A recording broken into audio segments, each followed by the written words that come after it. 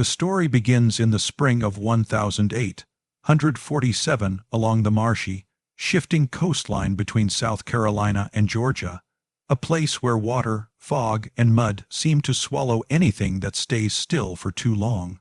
It was here, along the slow-moving stretch of the Savannah River, that authorities first made a discovery they could neither explain nor ignore.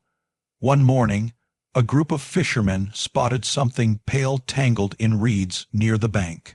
When they approached, they found the bloated body of a white man floating face down in the muddy water. Within days, 16 more bodies surfaced along that same river, scattered across secluded bends and merged under drifting mats of marsh grass. By the 6th week, the total had climbed to 43. Newspapers reported the discoveries at first with predictable shock, but as the number of victims grew, the tone shifted. Editors began omitting exact counts, mentioning only that additional casualties had been recovered. Behind closed doors, the silence was even heavier. Officials knew something strange was happening, but no one wanted to be the first to say the words out loud. Everybody bore the same injuries: deep bruising around the neck and jaw, signs of drowning in shallow water, and a very specific pattern of trauma that suggested one thing: the same set of hands had killed them. Not a group, not roving bandits, not runaway slaves attacking randomly, but someone who struck repeatedly with frightening consistency. Even stranger were the testimonies buried in Charleston court records, statements from witnesses who claimed they saw a lone figure disappear after each death. He left no footprints, no weapon, no motive, and no clear path of escape. Yet he kept reappearing from plantation to plantation, moving like someone who knew the land more intimately than any surveyor or overseer ever could. 16 years later, in the middle of the Civil War, Confederate military correspondents mentioned this same figure again, quietly noting the reemergence of mysterious killings along supply lines. He was still active, still invisible, still uncaught. And by the time Reconstruction officially ended in 1877, unofficial estimates attributed over 200 deaths to this single unnamed individual: plantation owners, rice overseers, slave catchers, merchants, and even a federal marshal. But the most unsettling detail was not in the numbers. It was in the silence. Hundreds of enslaved people across the coastal lowlands seemed to know exactly who he was. They whispered about him among themselves, never to white authorities, never to patrol officers, never even under threat of whipping or death. Not a single enslaved man or woman ever spoke his name in a courtroom or to a constable. And that silence, more than anything else, frightened plantation owners. Because the enslaved population had nothing to gain by protecting a murderer, unless that murderer was more than just a killer to them. Before diving into the long trail of violence that would eventually earn this man the name the River Ghost, the story leads us back nearly 2 decades earlier, to a transaction so ordinary it barely warranted a line in an auction ledger. On March 12, 1831, on the humid streets of Savannah, a 23-year-old enslaved man named Samuel stepped onto the auction block. The morning smelled of marsh, sweat, and fear. 14 other enslaved men stood beside him, all recently transported from a failed plantation in Virginia. Most buyers saw only hardened laborers, bodies shaped by years of fieldwork. But Samuel was different in ways no one there recognized yet. He was tall for the time, over 6 feet, with a calm, unreadable expression. The auctioneer noted his strength, his scars, his obedience, but not the things that truly mattered.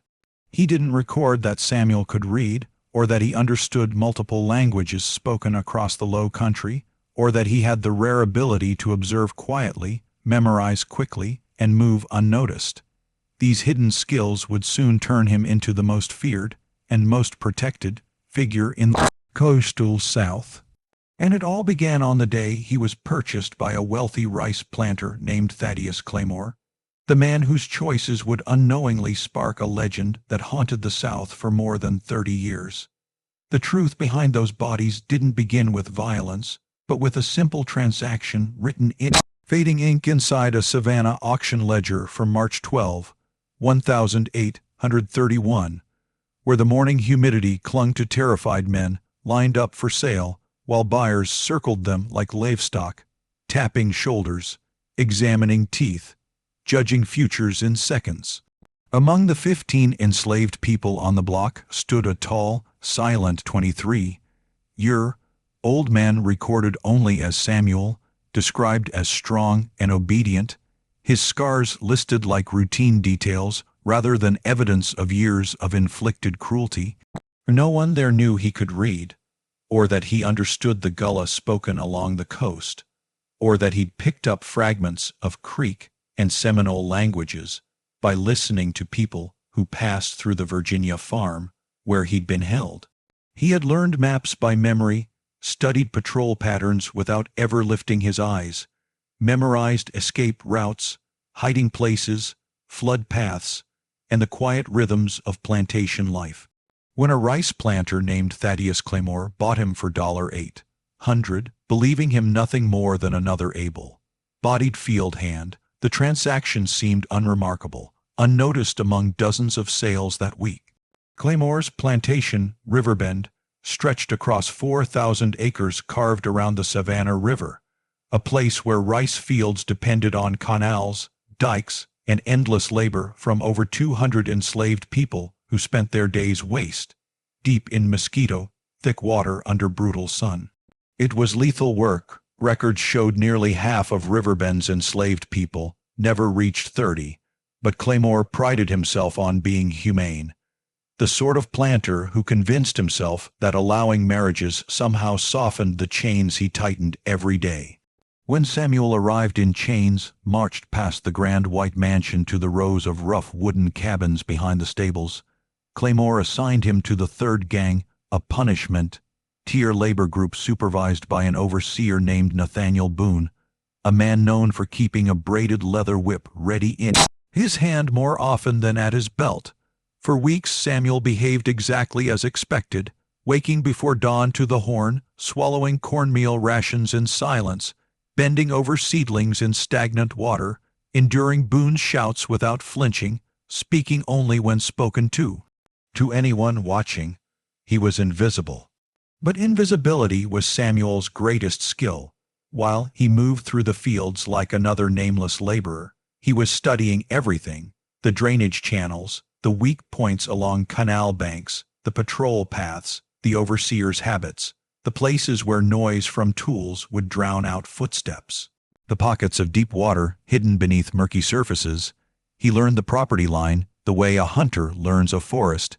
He learned which overseers drank themselves stupid at night, which ones wandered too close to the canals during inspections, which ones traveled alone. And then, after 3 years of perfect obedience, the first death shattered the illusion that Riverbend was safe. On an August afternoon in 1834, Overseer Horace Gaffney was found face down in a canal, his skull broken against a floodgate. The plantation doctor declared it an accident, muddy banks, poor footing, tragic but unsurprising. Claymore believed it and moved on, but Gaffney hadn't slipped. Samuel had followed him, waited for the blind spot between patrol rotations, and pushed him into the water with the same silent precision he'd used to survive his entire life. 6 weeks later, another overseer disappeared entirely, vanishing during evening rounds without leaving a body, a weapon, or a trail. A few enslaved workers whispered to each other that Samuel's clothes were wet that night, that his hands were muddy, but no one dared speak publicly. And then came the third death, witnessed this time by field hands who saw an overseer dragged underwater by something they couldn't explain, something that seemed to rise from the canal itself, fast enough that no one saw who or what had grabbed him. The phrase, "something came out of the water," began passing through the quarters in terrified whispers, yet not one voice carried it to Claymore or the constable. The deaths were unpredictable, precise, and always near water, and Samuel, always quiet, always observant, kept moving through the fields as if nothing at all had changed. The deaths at Riverbend should have forced Claymore to confront the truth, but he clung to the idea that accidents simply happened on plantations, especially on land shaped by water and mud. Yet by the end of 1834, Riverbend was no longer the only estate whispering about strange losses. The pattern began spreading outward like ripples from a stone dropped deep into the marsh. A slave catcher named William Dorch vanished near Haywood Plantation, his riderless horse found wandering at dawn, and his disappearance was quietly added to the growing list of unexplained incidents. A merchant named Ambrose Tolley was discovered dead on a lonely back road, his throat cut with surgical precision, while the money in his saddlebag remained untouched, confusing authorities who could not understand why a killer would leave a small fortune behind. More overseers from neighboring estates vanished or were found drowned in water too shallow to drown in, forcing plantation owners to hold private meetings behind locked doors, murmuring nervously about a threat they could not fully name. Every victim was a man who enforced slavery, an overseer known for cruelty, a slave patrol rider famed for hunting runaways, a sheriff who took pride in punishing enslaved people harshly, and each death happened near water, with no witnesses and no trace left behind. By early 1835, the coastal lowlands buzzed with fear, but the enslaved communities spoke only in whispers, passing along a name that was never written in newspapers or court papers. The river ghost, a figure said to rise from fog, vanish into reeds, and strike before a man even realized he wasn't alone. Some believed he could breathe underwater. Others said he melted into the dawn mist. But the elders, those who had endured decades of bondage and knew the difference between superstition and skill, recognized the signs of a human hand, someone who understood the terrain intimately and moved through it like a creature shaped by the marsh itself. Meanwhile, the plantation owners responded exactly the way frightened men always do, with more violence, more guns, more patrols. They installed lanterns along their borders, demanded that overseers work in pairs, locked slave quarters at night, ordered surprise inspections, and tightened movement restrictions so harshly that freedom of even a few steps became impossible without a written pass. Yet the killings continued, slow and deliberate, as though someone was studying their attempts and stepping around them with ease. A slave catcher was found in April with his neck broken at the bottom of a ravine. Another overseer drowned in a creek barely 2 feet deep. A sheriff investigating the murders turned up dead inside his locked jail cell, strangled by a rope that no one could explain. And although plantation owners hired more men, bought more weapons, and filled their nights with lanterns, none of it mattered. The river ghost struck only when he chose to, and every death felt like a message written in water. Nothing you build can stop what moves beneath it. Claymore, who had convinced himself that selling Samuel had solved everything, began carrying a pistol even inside his own house as the sense of being watched grew heavier. But by then, the terror had grown larger than Riverbend, larger than any one plantation. Rumors drifted through the marshlands, carried by wind and fear, that one man, quiet, patient, unseen, was dismantling the slave system one overseer at a time, leaving bodies for the river to claim and stories for the enslaved to protect. And none of the enslaved people, not a single one, no matter how much reward money was offered, ever opened their mouth to identify him, because they knew exactly whose side they were on. Claymore finally convinced himself that removing Samuel had ended whatever dark current had swept through his plantation, and for a few months his fields returned to their usual brutal rhythm, until the pattern reappeared 60 miles south, near the cotton fields of Vincent Hardesty, the man who had unknowingly purchased the most dangerous enslaved worker in the Low Country. 3 months after Samuel's arrival at Hardesty's estate, a slave catcher named Josiah Merrick turned up dead in a shallow creek, his face pressed into water that barely covered his nose, bruising around his jaw matching the same unmistakable marks left on Riverbend's victims. Local authorities tried to ignore the similarities, But fear spreads quickly among men who already live in paranoia, and whispers traveled up and down the Georgia coast that the river ghost had simply changed hunting grounds.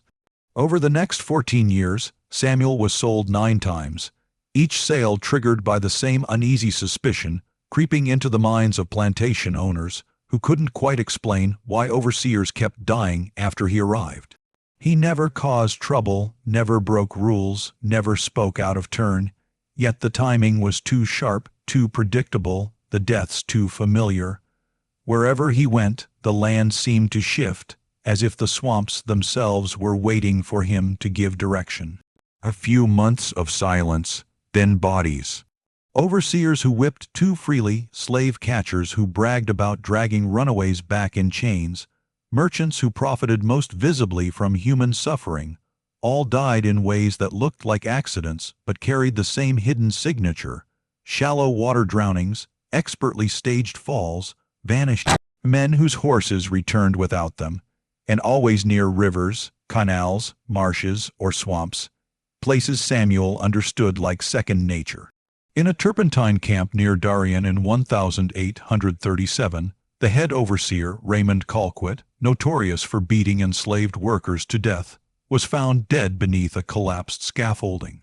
The official report blamed weak support beams, but the enslaved workers knew those beams had been perfectly sound the day before.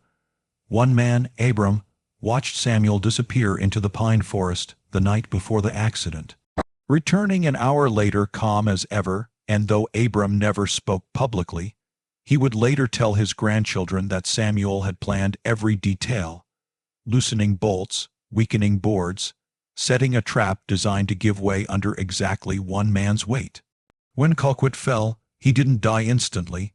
Samuel was there, standing over him quietly as the overseer's breath rattled in his chest, and whatever words Samuel spoke in that moment died with the wind between the pines.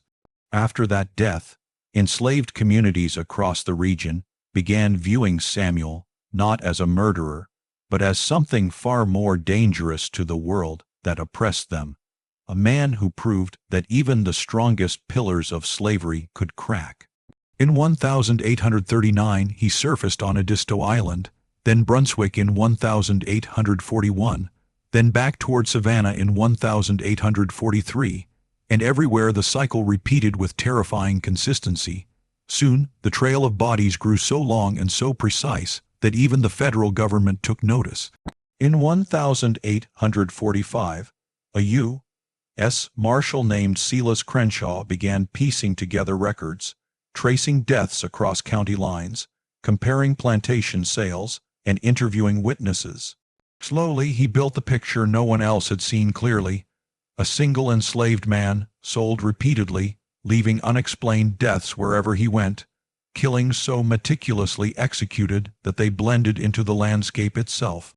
Crenshaw requested an arrest warrant, gathered armed men, and rode to the turpentine camp where Samuel was last known to be.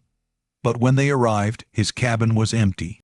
Samuel had vanished between breakfast and noon with nothing but the clothes on his back, slipping into the swamps as if they had opened a door for him.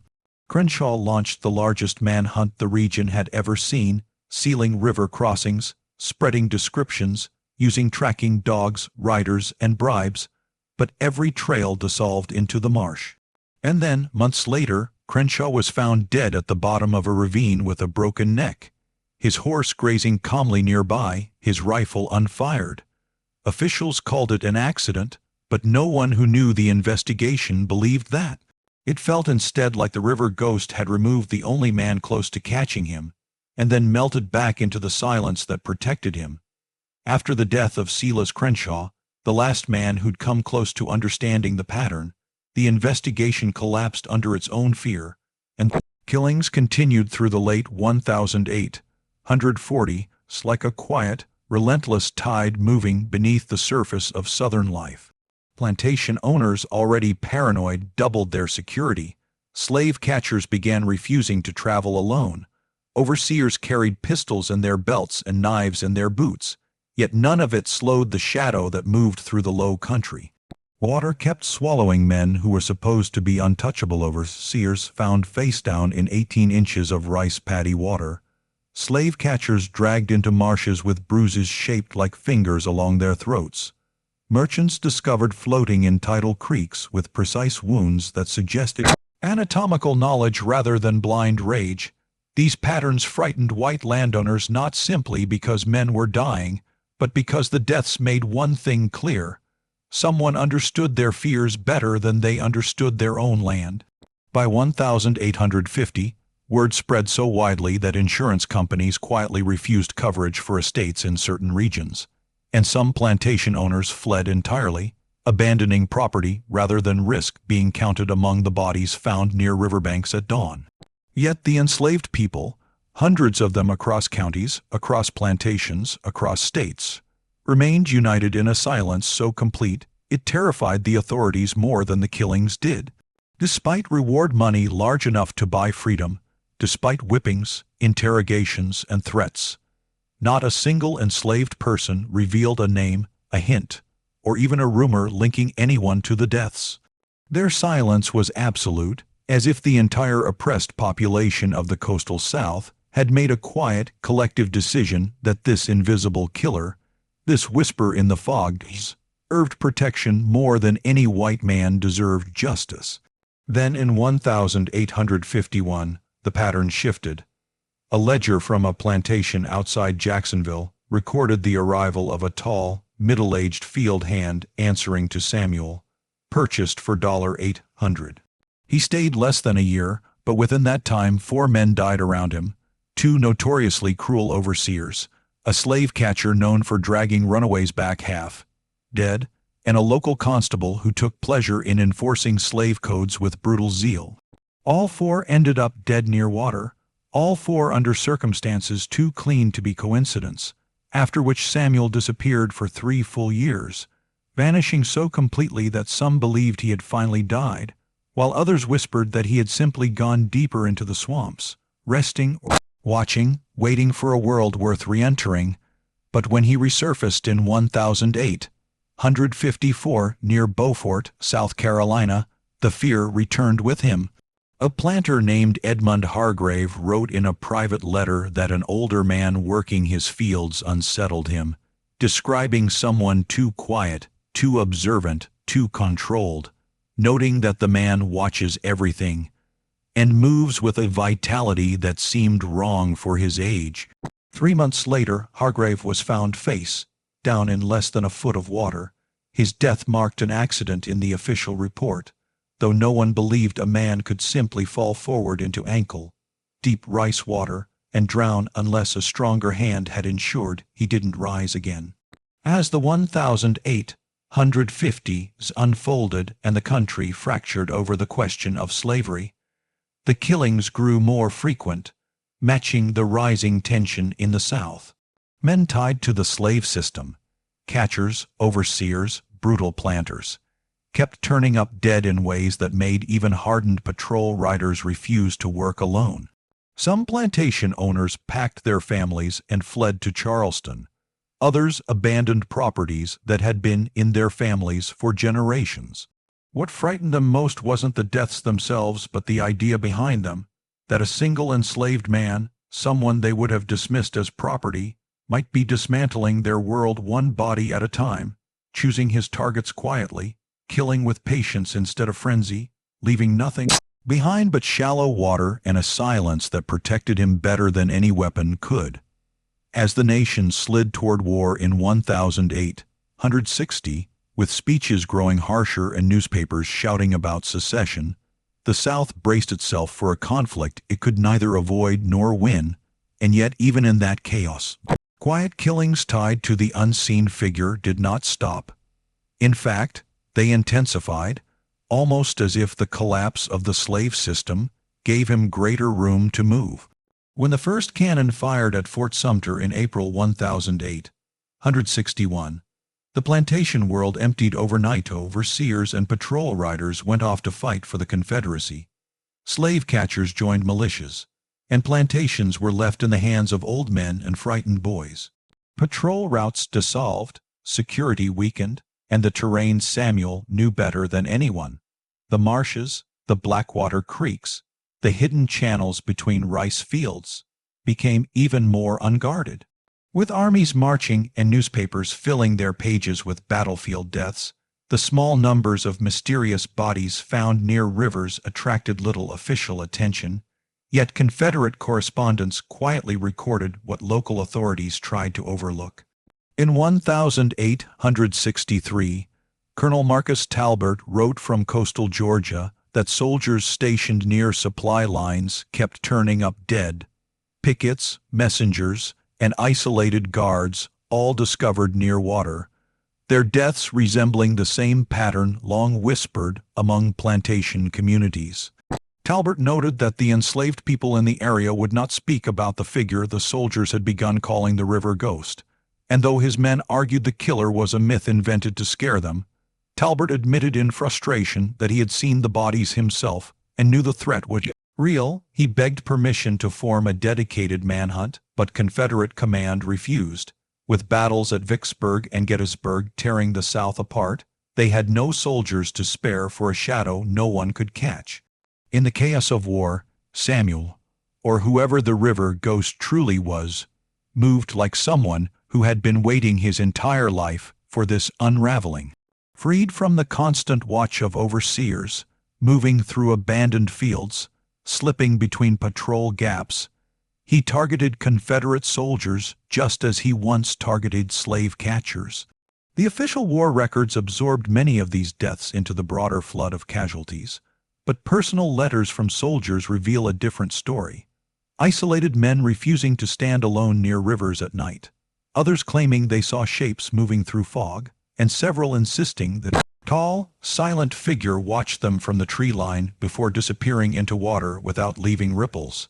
And still, the enslaved communities around them maintained absolute silence, protecting a man whose war had started long before the nation's did.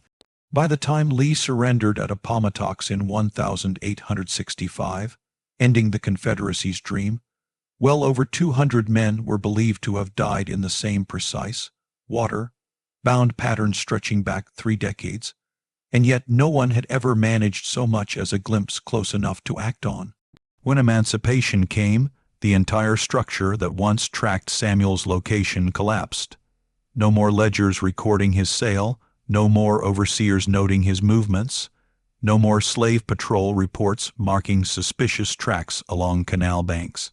In the new world of Reconstruction, where freed people searched for their families and former slaveholders clung desperately to fading authority, the River Ghost simply disappeared into the shifting human tide.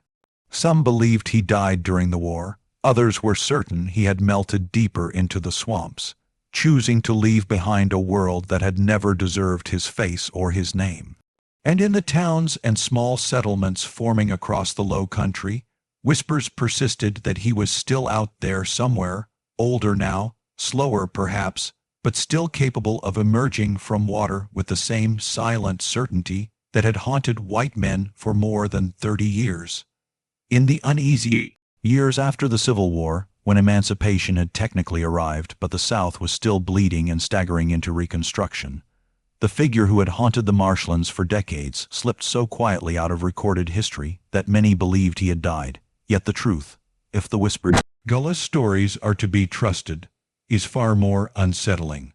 Freed people were scattered across the Low Country searching for lost family, claiming land, building small settlements out of whatever scraps remained, and somewhere in that migration an old man appeared one summer in 1877 at a small freedmen community near Beaufort, stooped from age but still tall, his shoulders lean and hard, his hands scarred in ways that told of labor far more violent than simple fieldwork.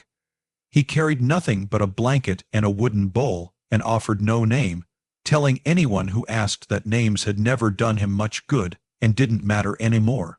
He found an empty, half-rotted cabin at the edge of the settlement, repaired the roof within days, patched the walls, and planted a small garden behind it with the quiet competence of someone who had needed self-reliance to survive. He kept entirely to himself, speaking little, attending no gatherings, slipping through the community like someone who had lived too long with the habit of avoiding notice. Children found him eerie, younger men found him unsettling, but the older former slaves, the ones who carried deep scars of their own, treated him with a strange, quiet respect, as if they sensed the weight of something unspoken in him.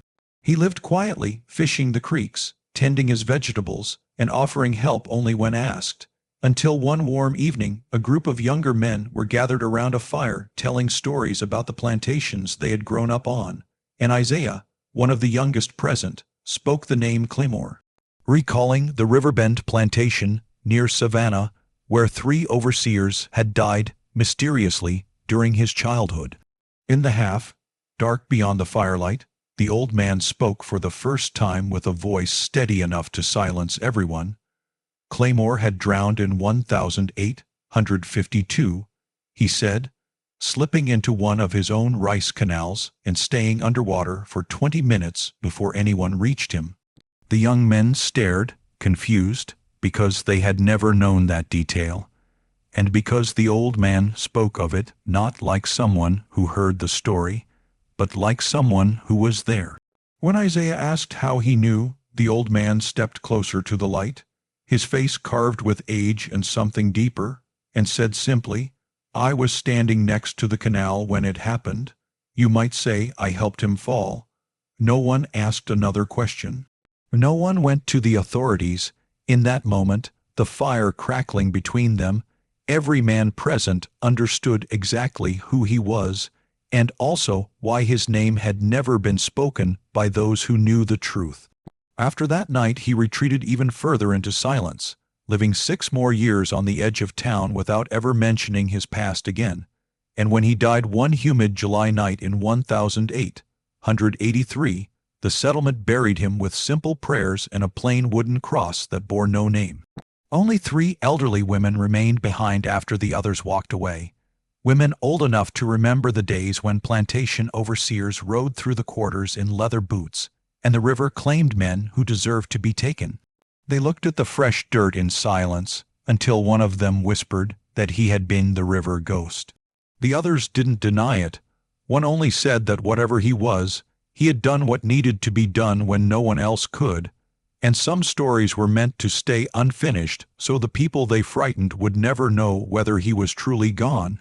And with that quiet acknowledgment, they left his grave the same way he had moved through life, without witnesses, without noise, and without leaving behind anything that could betray him to the very world he had once hunted. History rarely tells the stories of people who were never meant to be recorded, and the man whispered about as the river ghost remains one of those figures suspended between fact and legend, a shadow living in the empty spaces left behind by destroyed records and silent witnesses. The truth is that no court document ever named him, no investigator ever proved he existed, and no plantation ledger ever admitted that one enslaved man waged a private war across 3 decades without leaving a single trace that could convict him. All we have are fragments, bodies found near water, bruises shaped like fingers, overseers who vanished without a sound, slave catchers who drowned in creeks too shallow to drown a child, and a silence from enslaved communities so complete that even under torture no one ever betrayed him. Historians debate whether he was truly one man or a collection of many acts of resistance later woven into a single myth, because some say no individual could survive that long, move that widely, kill that precisely, and remain unseen. Others argue that the pattern is too sharp, too consistent, too geographically aligned to belong to anyone except the man first sold in Savannah under the name Samuel, someone who memorized waterways, studied overseers, vanished like vapor, and killed with a patience that made his work indistinguishable from the natural dangers of the low country. But what cannot be denied is the death toll itself. Over 200 white men tied directly to enforcing slavery died between 1834 and roughly 1865, under circumstances so similar they read like signatures carved into history with water. No one was arrested, no one confessed, and no one among the enslaved population ever cooperated with the authorities. A silence more powerful than any weapon, A silence that said without words that whatever he was doing it for all of them. And yet his end slipped away just as quietly as his life had moved. If he truly was the old man who arrived in that Beaufort settlement, he died in 1883 in a small wooden cabin patched by his own hands, buried under an unmarked cross, with only the elderly women of the community acknowledging who he might have been. They whispered that some stories were meant to remain unfinished, so the people who once held power would never feel safe enough to believe he was gone. So the river ghost remained what the world needed him to be. To the enslaved, a quiet reminder that even in the darkest system men could still resist. To plantation owners, a haunting question about whether something in the marshes still watched them. And to history, a figure half in shadow, half in truth, teaching us that the official record is never the full story. Whether Samuel died peacefully in that cabin or disappeared back into the wetlands long before, no one can say, and perhaps that uncertainty is the only ending a man like him could ever have, an ending left open like a dark river at night, where the fog moves slowly, the water hides footprints. Anyone listening closely might still wonder if something is rising just beneath the surface.